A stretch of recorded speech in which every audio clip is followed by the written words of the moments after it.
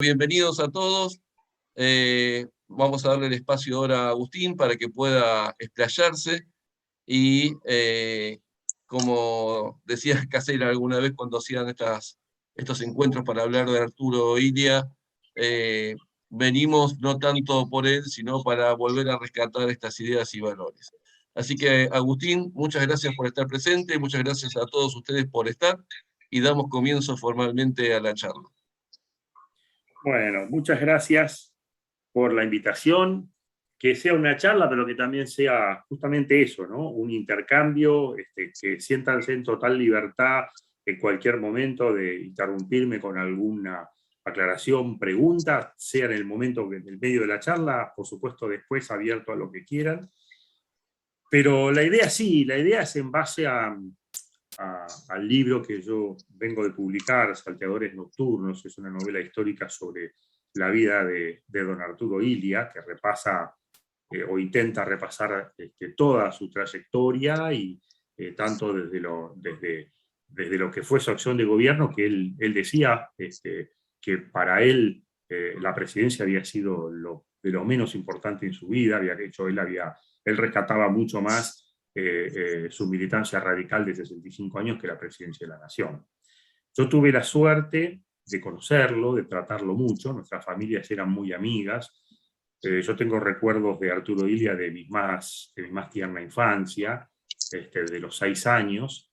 Y después ya, en la última etapa de su vida, yo ya tenía 20 años, y era estudiante de Derecho, y cuando él venía a Buenos Aires, paraba en el Hotel Bristol, ahí al lado de la 9 de Julio y Sarmiento, que pasé hace poco que estuve en Buenos Aires, que le han puesto una placa, así que muy bien, y ahí desayunábamos juntos, y hablábamos, pero mucho, mucho tiempo, y yo creo en ese momento, y a pesar de que era, viendo la distancia, un chico joven, en ese momento tuve la noción de que estaba viviendo un acontecimiento histórico con una persona excepcional, y tomé la precaución de tomar apuntes. Yo vivía en San Isidro, terminaba las charlas o se iba a la facultad, y cuando volvía en el tren con mi cuaderno, tomaba apuntes de las impresiones que había tenido de esas charlas, y eso fue un poco el esqueleto de lo que después sirvió para hacer esta novela, ¿no?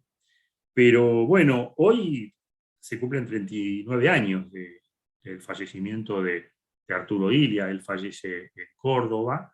Tenía un cáncer, pero era un cáncer que estaba bastante tranquilo en su cuerpo, pero que se exacerbó en el último tiempo por determinadas cuestiones políticas, que después, a fin de la charla, la podemos hablar. Y él murió con una preocupación, que lo decía muchas veces, y decía: ¿quién va a pagar esto? ¿Quién va a pagar la cuenta de este hospital? Porque él no tenía plata para pagar la cuenta del hospital. Y cuando él muere, quien tiene un gesto, la verdad que noble dentro de su origen espurio, fue el entonces presidente dictador de facto, Viñone, que le ofrece a la familia de Illia el avión presidencial para llevar el féretro de Illia de Córdoba a la capital federal, donde fueron velados los restos en el Congreso de la Nación. Y porque si no, y eso lo decía la familia, si no hubiese, por ahí no hubiese terminado donde la familia quería, ¿no? Que era en el Panteón de los Caídos en la Revolución del 90, que está en el cementerio de la Recoleta, junto con los cuerpos de Alem y de Irigoyen. El velatorio terminó siendo casi un acto público, ¿no? Convocó a muchísima gente. Luego el féretro es llevado a Pulso. Habían ofrecido una cureña, y la familia dijo que no, y fue llevado a Pulso por la avenida Callao hasta Quintana, y ingreso al cementerio de la Recoleta. Días atrás estuve, les decía, en Argentina, y charlé con un gran amigo, un profesor universitario, funcionario judicial, peronista él, que recordaba de muy chico estar en su casa, y sus padres, un hogar peronista, lo le dijeron, vení, salgamos ahora con un pañuelo blanco, vamos a saludar al féretro de este hombre que va a pasar, que ha sido un gran hombre, un gran repúblico y un gran demócrata. Pasó las fronteras y la gente cuando perdió este faro se dio cuenta también, ¿no es cierto?, de lo que estaba perdiendo. En ese momento, el Panteón de los Caídos en la Revolución del 90, que es a donde terminó siendo enterrado Arturo Illia, en ese momento, cuando fallece Arturo Illia, estaba en refacción. Con lo cual, y ahí un poco viene a cuento para más o menos que darles una idea de cómo era la relación de mi familia con la familia Arturo Illia, como el féretro de Arturo Illia no podía ir todavía al monumento porque lo estaban arreglando, estuvo 7 meses en la bóveda de mi familia en el cementerio de la Recoleta. Él estaba junto con los cajones de mis abuelos. Íbamos con mi padre todas las semanas a llevar flores, a mantener todo y a honrarlo. Y después se hizo un acto, fue el 12 de octubre del 83, se cumplían 20 años de la asunción de Arturo Illia. Ubiquémonos históricamente, faltaban días para la histórica elección del 30 de octubre del 83, y se hizo un acto para el traslado de los restos de Arturo Illia, en donde habló Raúl Alfonsín, habló Ernesto Sábato, y hablé yo por la Juventud Radical. Y se hizo un acto que la verdad que fue impresionante, y ahí sí, a partir de ahí, lo tenemos a don Arturo donde tiene que estar, ¿no? Con Alem y con Irigoyen. Recién hablábamos, ¿no?, de un hombre que fue de una probada honestidad y austeridad republicana, y que durante muchos años fue conocido justamente por eso, ¿no?, como un gran político, un hombre bueno. Y la verdad que sí, era un hombre bueno, pero que era un hombre de mucho carácter también, pero además fue, durante el tiempo que le tocó, un excelente gobernante. Primero llega a la presidencia con todos los antecedentes. O sea, él había sido senador provincial por Cruz del Eje, por el departamento de Cruz del Eje, del 36 al 40, fue vicegobernador de la provincia de Córdoba del 40 al 43, hasta el golpe del 4 de junio del 43. Fue diputado nacional en aquella histórica bancada de los fiscales de la patria del 48 al 52, que estaba con Balbín, Frondizi, Zabal Ortiz, San Martino y una cantidad de nenes que, por favor. Luego fue gobernador electo de Córdoba en el año 62, y ese es un punto clave. Cuando Frondizi deja participar al peronismo, que fue la primera participación totalmente abierta desde la Revolución del 55, el peronismo arrasa en todo el país, menos en Córdoba. Illia es el primer político que le gana mano a mano una elección al peronismo en toda la historia argentina desde que había nacido el peronismo. Luego se anulan esas elecciones, viene el golpe de Estado Frondizi, y después del proceso de Guido llega la posibilidad de la elección del 63. Y claro, la figura de Illia surge con muchísima fuerza, y ahí, dentro mismo del radicalismo, hay como toda una historia que se dice que Balbín lo dejó a Illia porque él pensó que iba a perder. Yo creo que no, yo creo que Balbín era también un hombre, un gran patriota, y él lo que hizo Balbín es lo que correspondía. Balbín había perdido las elecciones en la provincia de Buenos Aires, Illia había ganado en Córdoba, y era el tiempo de una nueva vertiente del radicalismo, y así fue como él mismo impulsó la candidatura de Arturo Illia con Perete, con un radical unionista entrerriano, y llegan a la presidencia en las elecciones de julio del año 63. Y aquí hay una primera gran falacia que es de la historia y que quedó, y dice, porque los votos en blanco, Illia fue un gobierno con minoría y los votos en blanco eran más que los votos de Illia. Mentira. Illia saca más del 25% y los votos en blanco no llegan al 22%. Illia saca casi 3 puntos más de las que sacó Néstor Kirchner en el 2003 cuando fue presidente. Pero además, un dato más importante es que en ese momento regía la Constitución de 1853, donde uno no elegía al presidente, elegía a los electores de presidente. Entonces se armaba como en Estados Unidos un colegio electoral, y el colegio electoral era el que ungía la fórmula presidencial. Y en el colegio electoral Ilia obtiene el 55% de los votos. Entonces, estamos hablando de una mayoría calificada de acuerdo a lo que establecía la Constitución. Es cierto que Ilia surge con el peronismo proscripto, pero la primera medida de gobierno de él es levantar la proscripción del peronismo. De hecho, Ilia asume el 12 de octubre del 63 y el 17 de octubre ya se celebra en Plaza 11 el primer acto por el 17 de octubre, y el peronismo participa de las elecciones legislativas del 65. Vamos a tirar rapidito así en unas líneas algunos datos del gobierno de Ilia. Fueron un poquito más de 1000 días de gobierno. El Producto Bruto creció al 11% anual. El presupuesto de educación del 25% fue el más alto de toda la historia argentina. Se bajó la deuda externa. Por primera vez en años se bajó la deuda externa. Se obtuvo el triunfo diplomático más grande de la historia argentina sobre el tema de Malvinas. Sin inflación, se bajó el gasto público. La participación del salario en el PBI fue la más alta de toda la historia argentina. Se sancionó la ley de salario mínimo vital y móvil.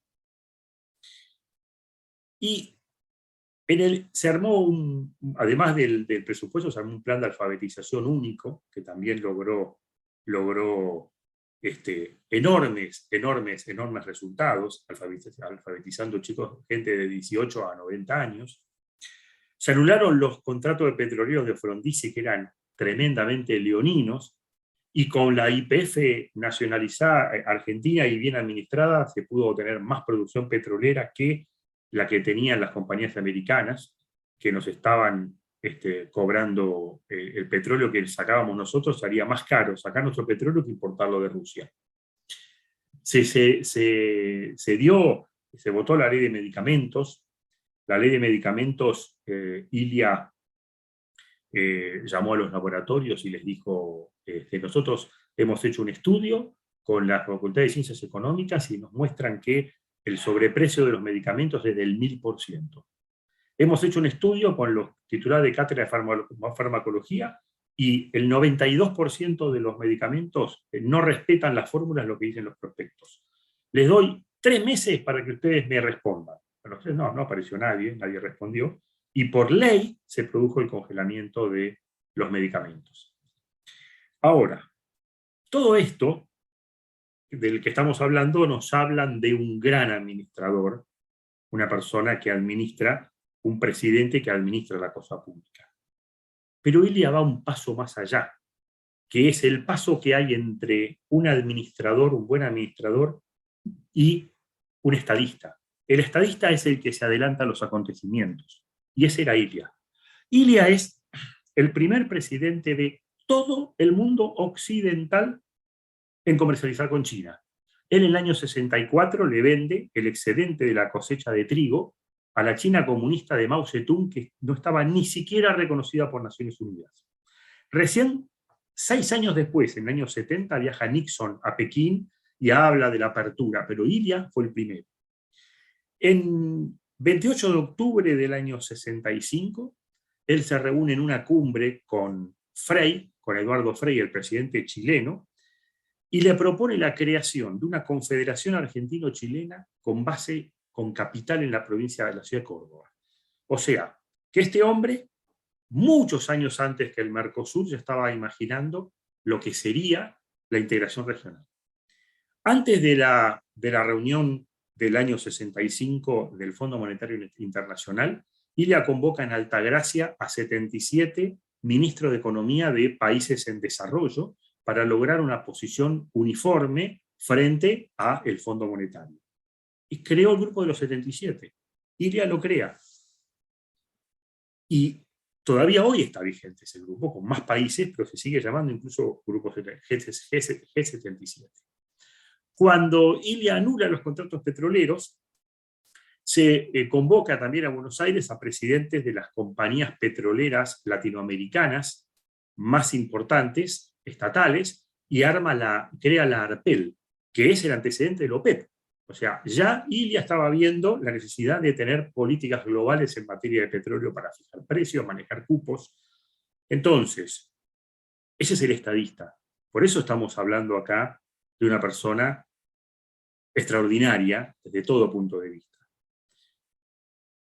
Una persona que, para ubicarnos un poco en el espacio, tiempo y espacio, Arturo Illia nace en el año 1900, con el siglo. Al año de vida ya hablaba perfectamente el idioma, pero perfectamente. Ya ahí estamos hablando de alguien, la verdad que, diferente.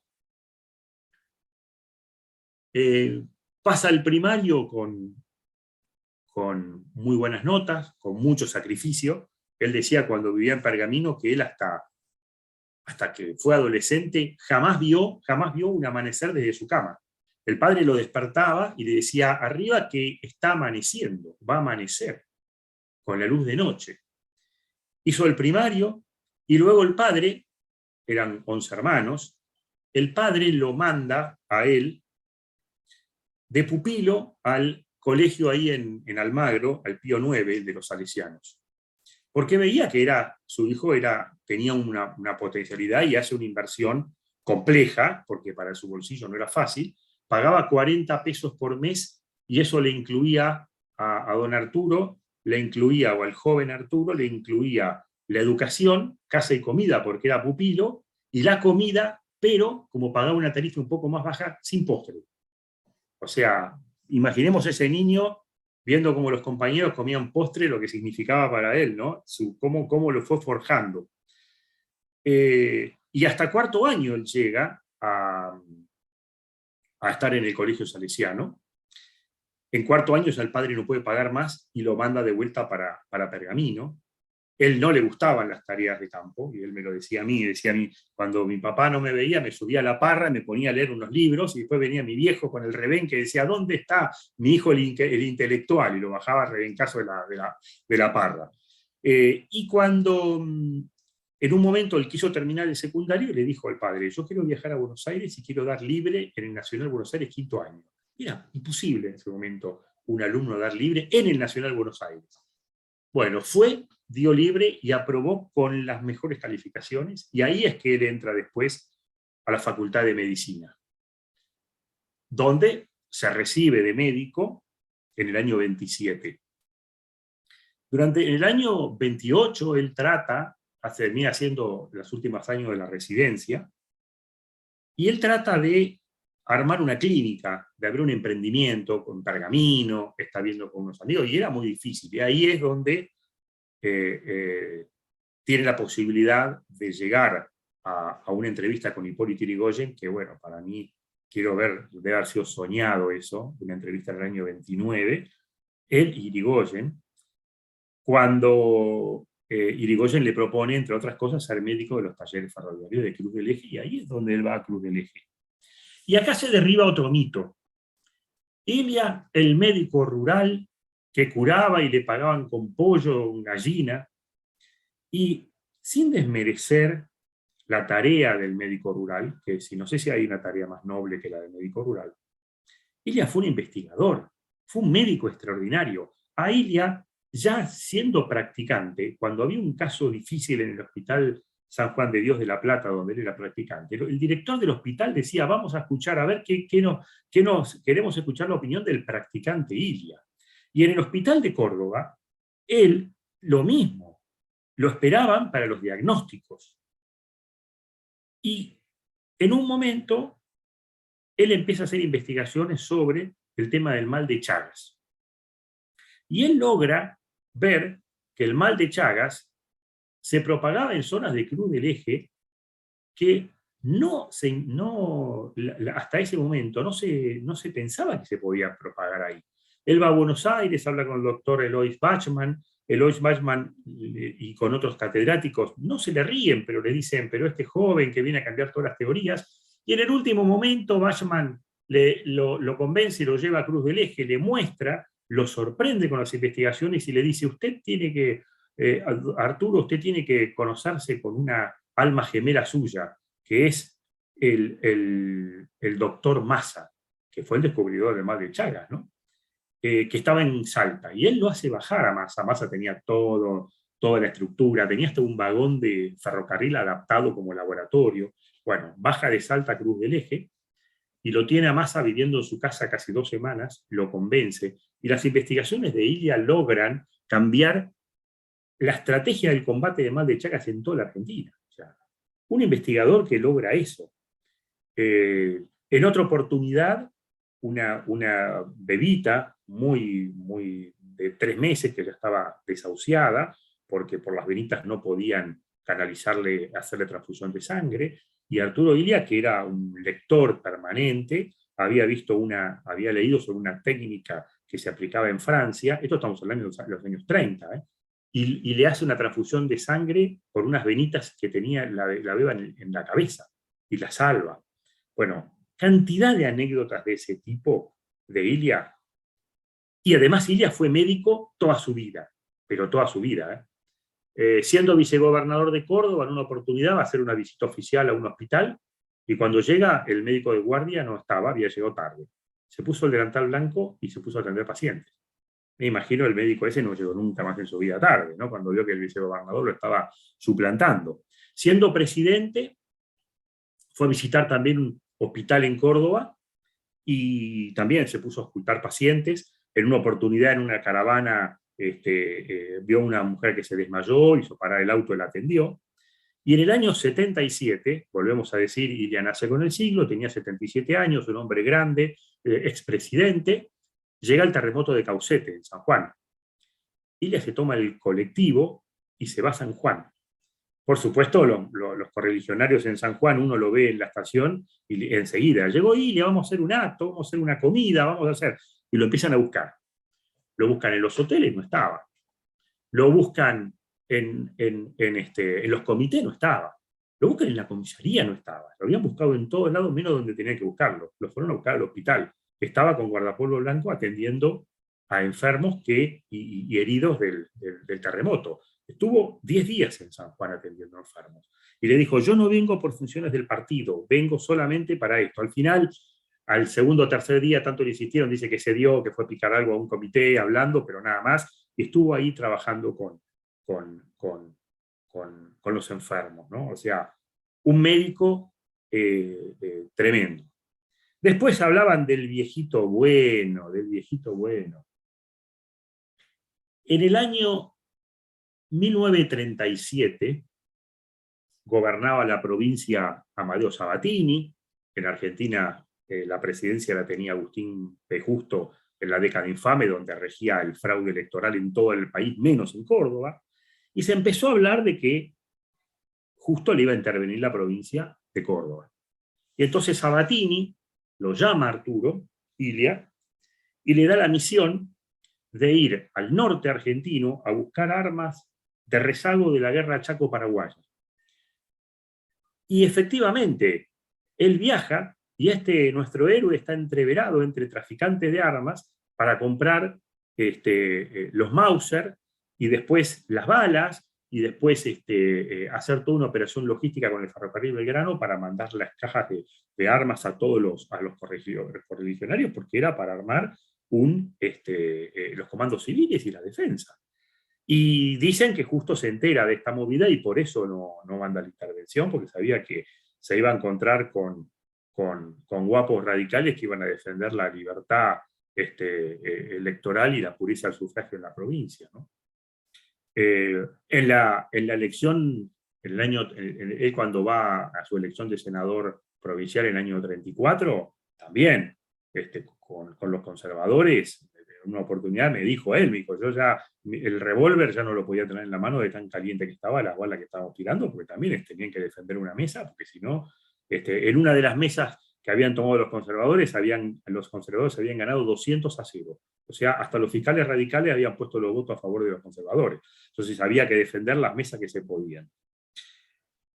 Y después de esto, hay un hecho clave en la vida de Arturo Illia, pero clave, que es el viaje a Europa que él hace en 1933 hasta 1934. El viaje a Europa lo hace primero porque era un médico extraordinario.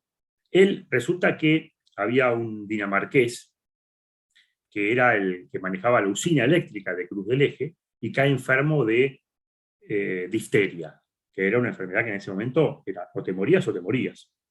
Y Illia también, con una técnica que había estudiado de un libro inglés, le hace a este hombre unos baños de inmersión para generar hipotermia con barra de hielo.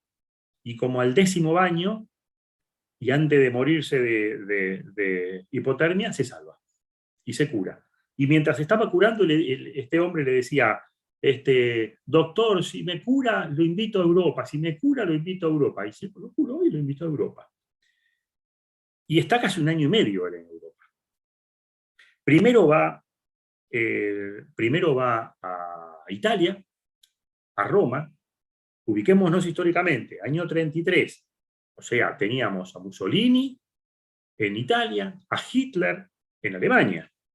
Entonces él va primero a Roma, él va a la plaza en Venecia, ve los actos de Mussolini, los ve lo que había sido la parodia de la elección de Mussolini, ve lo que era el aparato de la propaganda, y de ahí se va a Alemania, a Berlín. Y en Berlín, él toma contacto con un argentino al cual yo digo que también la literatura en algún momento le debe una novela histórica, que es Walter Darré, Ricardo Walter Darré, un argentino que llegó a ser ministro de Agricultura de Hitler, y que Arturo Illia lo conocía de cuando habían estado, de cuando eran jóvenes en Buenos Aires.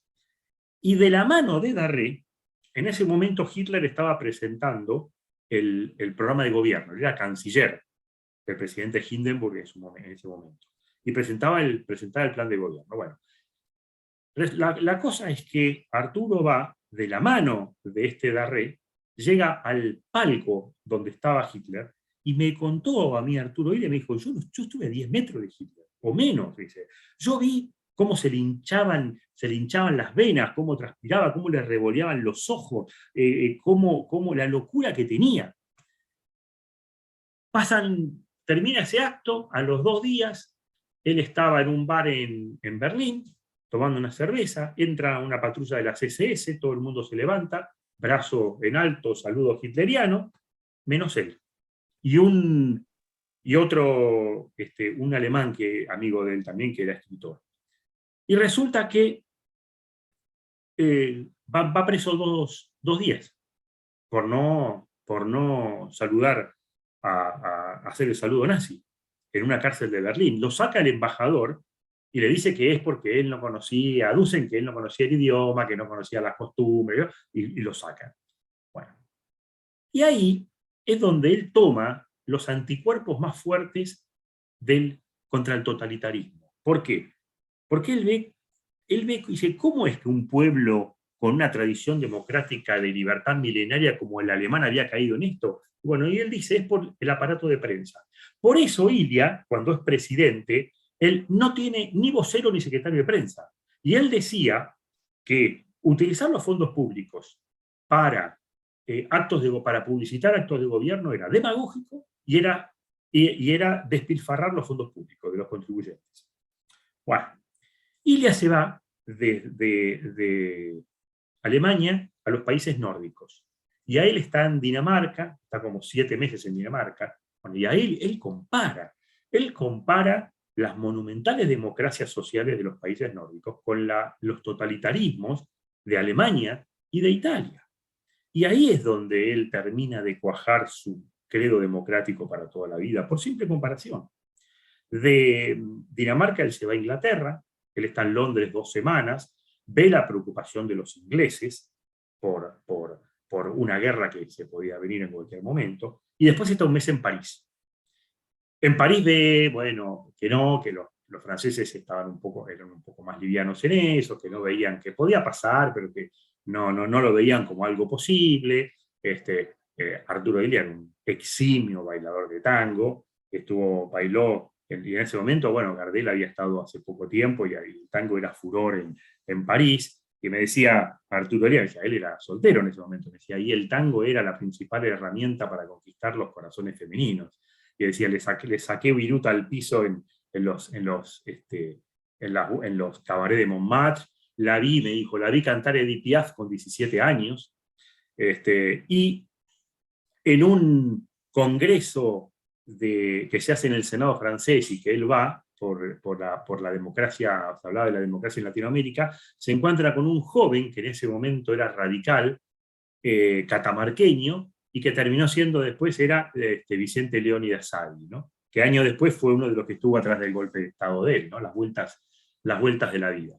Pero en un momento, años 30, cuando los políticos argentinos lo más lejos que iban era Montevideo porque estaban exiliados por algún tema, por algún despelote, por algo, este hombre estuvo 1 año y medio viviendo en Europa, ¿no? O sea, venía con un bagaje cultural y una preparación impresionante, impresionante. Pero insisto esto, además de estos números que hablamos de gobierno, de esa presidencia extraordinaria con datos económicos y guarismos económicos que no se volverían a repetir nunca más en el futuro argentino, lo que él rescataba era su militancia radical. Eso era lo más importante para él. La emoción, no sé si era porque yo cuando tenía más trato con él así de grande, ¿no? Pero recuerdo un acto que hicimos en San Isidro, un acto de homenaje a Ilia que hicimos en San Isidro. Eso fue en diciembre del 81, todavía estaba el gobierno militar, no era fácil hacerlo. Y cuando termina el acto se canta la marcha radical, y yo estaba al lado de él, y él como que me agarra el brazo y dice, cantemos la marcha radical. Y la emoción, primero, bueno, cantar la marcha radical al lado de Arturo Illia, yo sentía como que estaba cantando la marcha San Lorenzo al lado de San Martín. Pero además, la emoción que sentía él, y yo decía, ¿cuántos años, cuántas veces la habrá cantado? Y la emoción era la misma, ¿no? Para él. Entonces, la militancia radical, caminar el país, lo que conocía el país este hombre.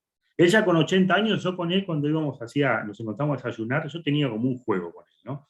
Que le decía, dígame, don Arturo, ¿cuánto rinde el trigo por hectárea en tal lugar? Tanto.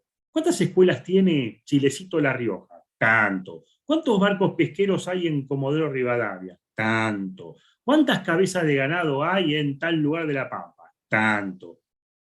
Y él me decía, mijo, ¿usted se cree que yo me hubiese animado a gobernar un país si no lo hubiese conocido? Él lo había recorrido, pero varias veces. Después, otra cosa que tenía, que era increíble, él tenía en la cabeza, entre sus sienes, el árbol genealógico de la Argentina. Él, por ejemplo, no sé, se encontraba con, no sé, en un avión con una azafata, y le preguntaba el nombre y el apellido, y de dónde eran. Dice, no sé, qué sé yo, Susana Francesco de Entre Ríos. Tu tío tenía un almacén en Colón, y el hermano, tu otro tío, era muy radical, iba al comité, el otro ya era socialista y estaba casado, así, con todo el mundo, pero con todo el mundo. Y eso era también por su memoria, porque no era solamente una persona extremadamente culta y lectora, sino que además era un tipo con una memoria prodigiosa. Recuerdo una vez fuimos a cenar a la casa de López, que había sido Germán López, que había sido secretario general de la presidencia después de Alfonsín, ¿no? En ese momento, ¿no? Porque en el año 80. Y la hija de Germán López estudiaba en el conservatorio. Se puso a hablar de música, lo que sabía de las partituras, de las sinfonías, de los compositores. Pero a mí el día que me dejó la sangre helada fue una vez cuando un ingeniero ecuatoriano, muy amigo de mi padre, que lo quiso conocer a Arturo Illia, yo lo llevé a uno de estos desayunos. No sé cómo sale la charla, pero lo cierto es que en un momento Arturo Illia le hace de memoria la sucesión de la Casa Real Inca desde el año 800 hasta la llegada del español. Porque la princesa tal se casó con el príncipe tal y que tal. No, una cosa única, única. Y después, otra cosa que tenía él era, y yo lo viví mucho, les confieso ahora, estoy empezando despacito, vamos a ver en qué momento va cuajando.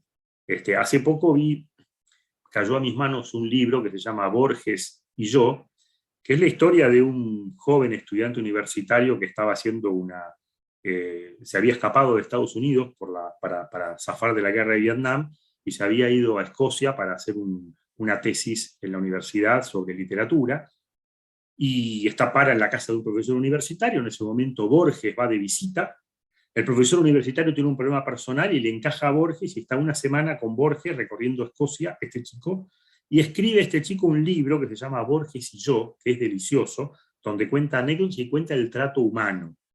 Bueno, yo de estos apuntes que les conté, que fui tomando, hay muchas cosas, pero muchas cosas que no entraron en la biografía, y estoy empezando a imaginar un libro que se llame Illia y yo, donde cuente las otras cosas humanas de él y del trato con la gente y del trato conmigo. Así que bueno, no sé, en unos años quizás tendremos esa noticia.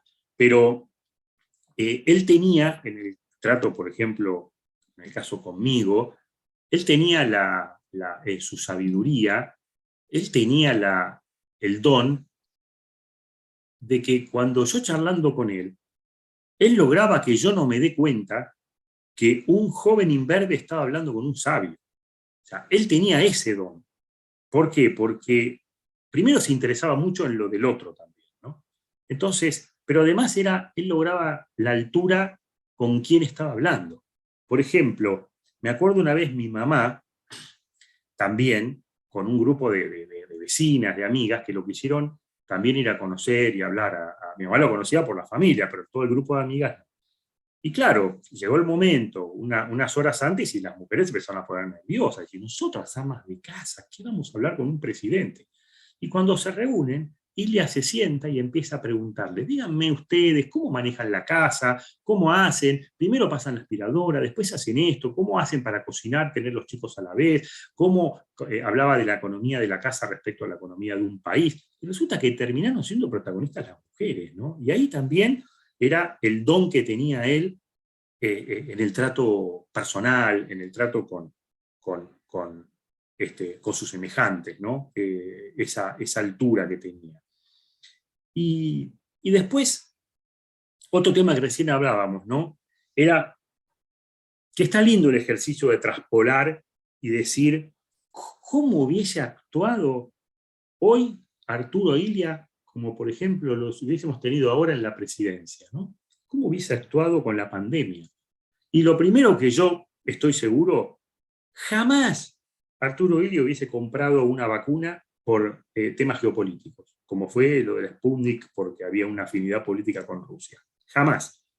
Recordemos que cuando él hace la ley de medicamentos, él se apoya en los profesionales. Él va a los titulares de cátedra de farmacología para que estudien las recetas, va a los de economía, a las ciencias económicas para que estudien los costos. O sea, él, después, jamás el hombre que tuvo el presupuesto de educación más alto de la historia argentina hubiese hecho lo imposible para que las escuelas estuviesen abiertas todo el tiempo. Esos son tips que para mí hubiesen sido seguros. Y por último, como para cerrar y para volver al momento o al momento previo del que nos convoca, ¿no? Que es la muerte de la desaparición física de Arturo Illia. Yo les dije que él tenía un cáncer y les dije que él, ese cáncer se había exacerbado. Illia decía que los viejos se mueren cuando ellos quieren. Illia se muere, y esto entre radicales lo podemos hablar acá en confianza, Ilia quería ser presidente en el 83.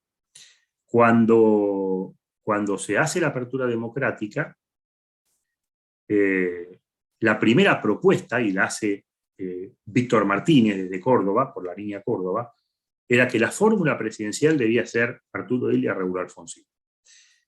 Y él trabajó mucho por eso, y caminó mucho el país por eso. Estaba como un pibe, pero es más, cuando estaba por cumplir 80 años, juntamente con Emma, nosotros hablamos con él y le dijimos, bueno, vamos a hacer una fiesta para celebrar los 80 años. Y dijo, no, dice, no, estoy con muchas cosas, hagámosla para mis 90. O sea, él estaba seguro que...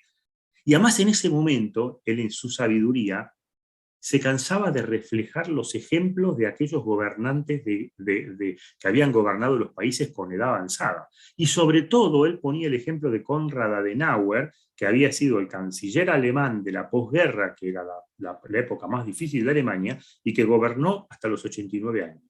Porque Ilia de vuelta nace con el siglo, hubiese sido presidente del 83 al 89, se hubiese terminado la presidencia con 89 años.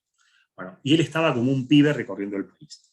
Hasta que, en un momento, se produce, o sea, no podemos decir una traición, pero lo manejaron mal. La verdad que lo manejaron mal. Se hizo la alianza de Línea Córdoba con Renovación y Cambio, sin avisarle a él. Se pudo haber manejado de otra manera. Y se cierra la fórmula Alfonsín Víctor Martínez. A partir de ese día, Arturo Illia así hizo. Ya.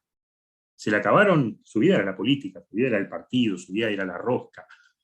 Se le acabaron las ganas no tenía más por qué vivir, no tenía más por qué seguir luchando. O sea, ese sueño que él tenía un sueño de hacer la gran presidencia que no lo habían dejado terminar de hacer, y además con la experiencia que tenía de lo que había pasado, él, desde que vino el golpe de Estado, tuvo primero un reconocimiento mucho más grande y anterior de la comunidad internacional que de la propia Argentina. Él viajó, estuvo dando clases en Harvard, lo dejó todo con la boca abierta, estuvo en reuniones de presidentes, de expresidentes latinoamericanos en Venezuela, en Colombia, en Perú, bueno, estuvo, decíamos, en Europa en el año 79, recibió premios por la humanización, el premio, uno de los más importantes, que era el premio Mahatma Gandhi por la humanización del poder, participó en todos los movimientos que hacían a la resistencia de Onganía. El cordobazo fue el que ideó el cerebro del cordobazo, fue él, porque él fue el que habló con Raimundo Ongaro y le dijo, muchachos, no tienen que ir a un paro, ustedes tienen que salir cuando termina el horario de trabajo de la fábrica, tienen que salir todos caminando, y ahí tiene la movilización armada. Si van al paro, cada uno se queda en su casa. Bueno, la estrategia del cordobazo fue de Illia. Entonces, toda esa lucha, todas esas cosas, de la apertura democrática, de el reconocimiento que ya se daba en Argentina. Era impresionante caminar con él en los años 80 y 81 por la calle, la gente lo paraba, lo besaba, lo abrazaba. La frase que yo más escuchaba con ella era, el doctor no paga. Se sentaba como un café, no, el doctor no paga. Se subía al colectivo, no, el doctor no paga. A tomar el subte, desde la boletería salía, le movía el molinete, el doctor no paga. Bueno, y él veía que el reconocimiento, a tal punto que cuando termina la guerra de Malvinas, no sé si alguno de ustedes de más edad se acuerda, hubo una propuesta del gobierno militar que fue a imagen y semejanza de lo que pasó en Grecia después del golpe de los coroneles, que era poner a un político prestigioso como para la transición democrática y entregar el poder. O sea, que en vez de Viñone hubiese habido que era de facto, pero era un civil que terminaba y hacía la entrega. Bueno, y el nombre que salió fue el de Illia, y a Illia lo sondearon para esto, y él dijo que no, porque en el fondo que él quería ser presidente constitucional. Entonces, cuando esa posibilidad se le fue la vida. Y fíjense que estamos hablando de nada, menos de un año pasó hasta que vino la muerte de Arturo, menos hasta que vino la muerte de Arturo Illia. Y bueno, aquí estamos. pasaron 39 años, la figura de Arturo Illia cada vez crece más. Como decíamos, ¿no? Encuestas lo colocan como el argentino más íntegro y más honesto de toda la historia, por delante del Papa Francisco, Mara San Martín, Belgrano, Favaloro. Y vuelvo a decir, como empezamos la charla, muchachos, ya no es más patrimonio de los radicales, sino es patrimonio de todos los argentinos. Así que muchísimas gracias por este momento, por este espacio, y quedo abierto a las preguntas que quieran hacer. Gracias, Agustín. Muy amable y enriquecedora tu exposición. Sabemos que podés brindar un poco más, pero que te gusta tener el ida y vuelta. Así que vamos a dejar a Arturo que coordine las preguntas. Bueno, acá los que quieren hacer alguna pregunta o alguna acotación después de la sólida exposición que nos brindó el escritor Agustín Barletti, estamos abiertos. Si la quieren hacer, digamos, en la modalidad, en el chat, o alguna pregunta que le quieran hacer puntual. Ahí está levantando la mano Hugo Gramanti. Desmuteate, Hugo. Adelante.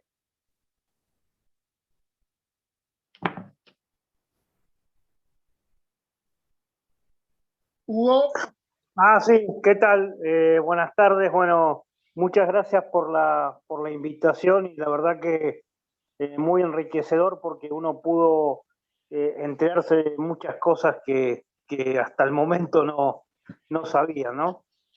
Pero quería hacer una pregunta con respecto a lo último que usted señaló, que reitero, para mí fue toda una sorpresa en esa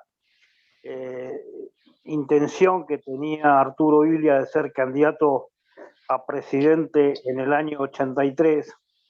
¿En algún momento pensó en enfrentar a Alfonsín, o era algo como que no podía pensarlo o no podía hacerlo?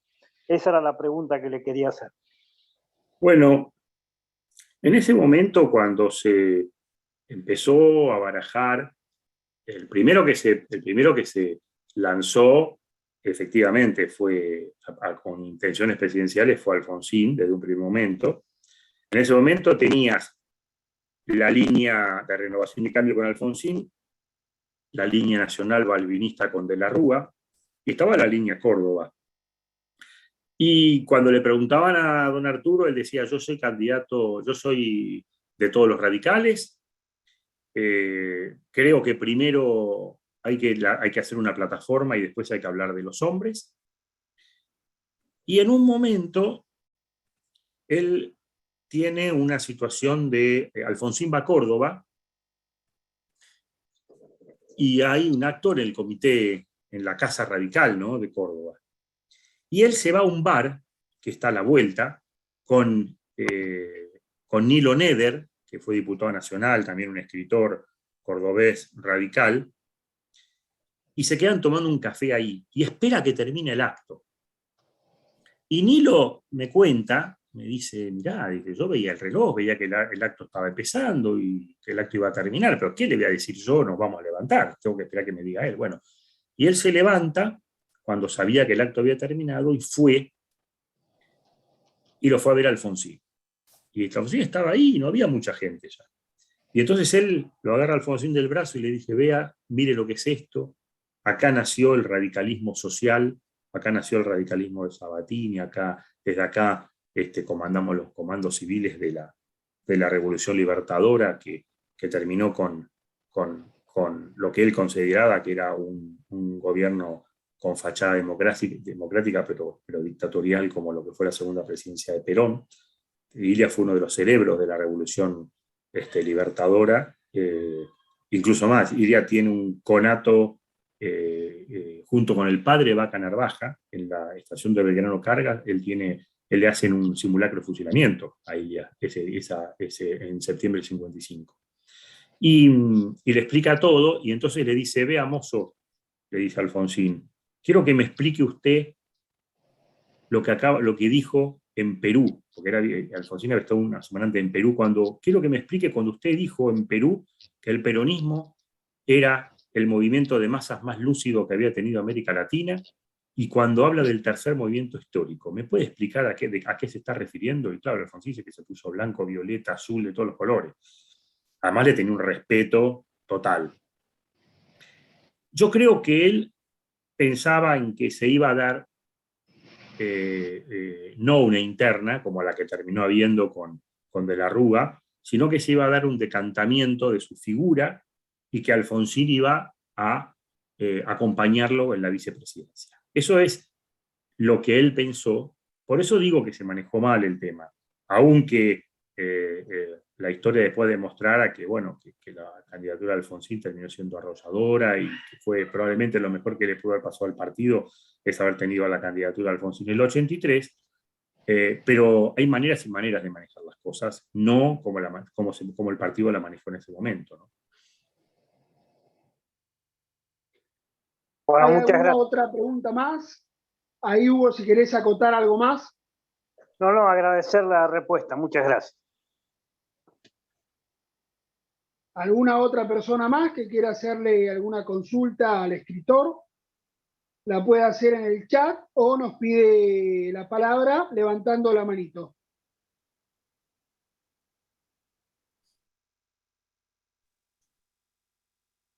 Ahí está. El capítulo el capítulo de la Revolución Libertadora, quizás yo lo vi porque, bueno, no se puede hablar de todo, pero ya que tangencialmente salió,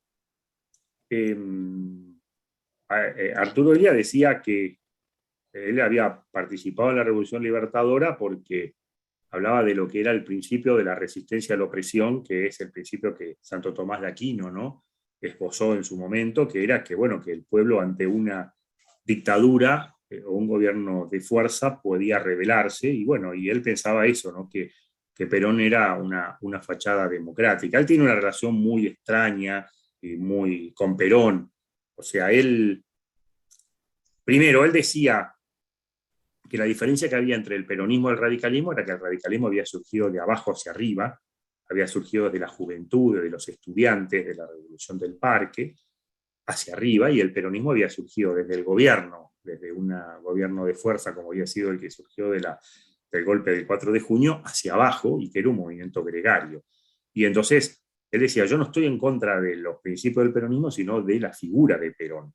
Él estuvo en el 17 de octubre, él fue a ver eso. Y él decía además, y me río porque dice, ¿cómo voy a estar yo con Perón si Perón fue el que mejor me definió?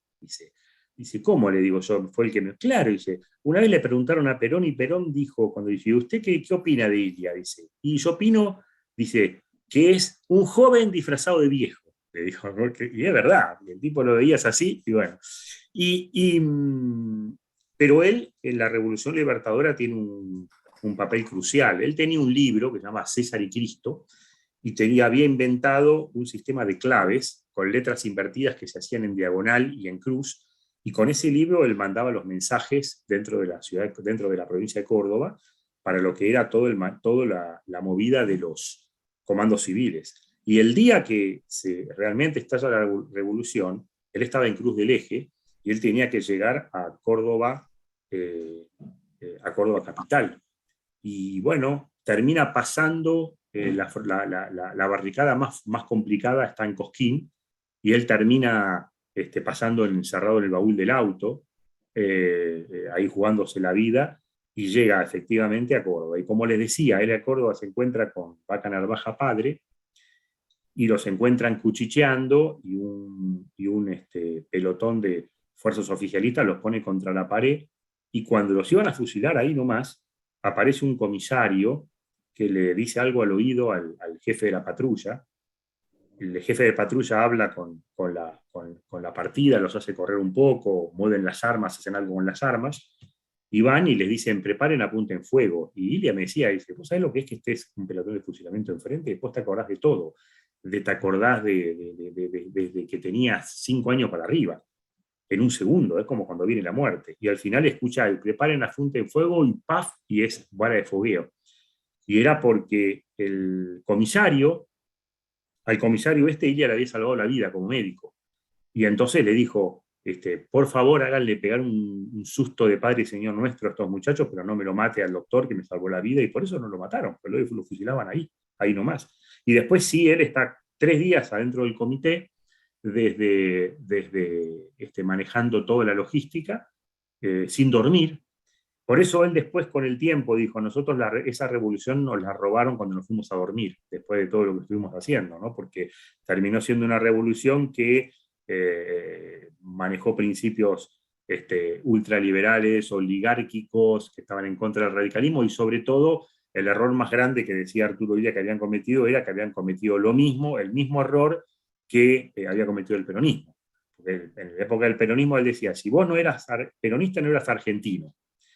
Y si no tenías el luto, y si no te eras afiliado al partido, no, bueno, pero cuando vinieron esto, lo mismo, al revés. O sea, no se podía hablar de Perón, estaba prohibido hablar de Perón, o sea, era lo mismo. Illia, cuando fue diputado del 48 al 52, en plena época más férrea del peronismo, Balbín fue preso en ese momento. Bueno, a Illia, que eso no es un tema muy conocido, faltaron 2 votos que le faltó en el Congreso para el desafuero, para poder meterlo preso.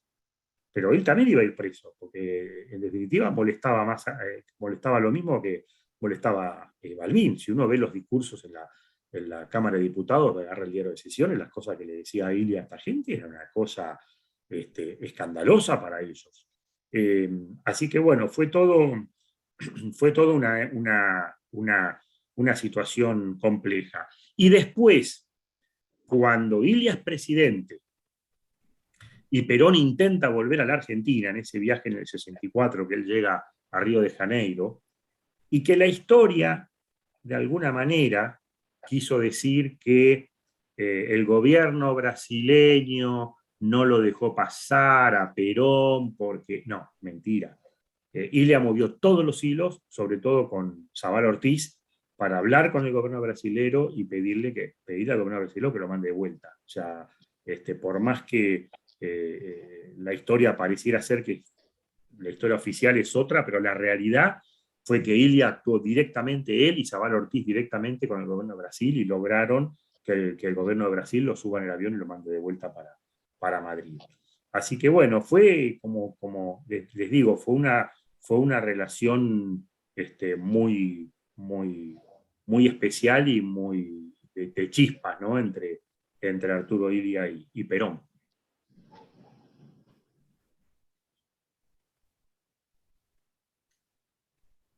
Ahí, Javi, si tenés vos alguna consulta o algo más acá en el chat, no veo nada, o si querés ir redondeando, agradeciéndole el tiempo acá a Agustín.